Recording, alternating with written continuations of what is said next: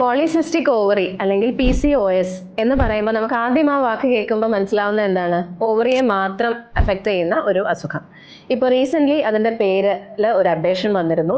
PMOS എന്നാണ് പുതിയ പേര്. Poly endocrine metabolic ovarian syndrome.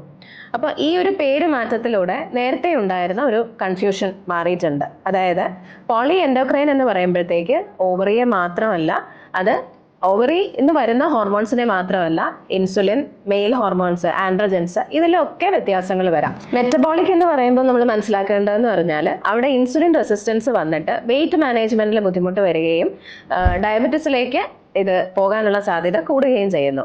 ഇനി ഓവറിയിൽ നമ്മൾ നേരത്തെ പറഞ്ഞ പോലെ തന്നെ ഓവറിയുടെ ഫംഗ്ഷനെയും അതുപോലെ ഫോളിക്കിൾ ഡെവലപ്മെന്റിനെയും ഫെർട്ടിലിറ്റിയെയും ബാധിക്കും. അപ്പോൾ ഈ പുതിയ പേരിൽ നമുക്ക് നേരത്തെ മനസ്സിലാകാതെ ഇരുന്ന എല്ലാ കാര്യങ്ങളും വന്നിട്ടുണ്ട്.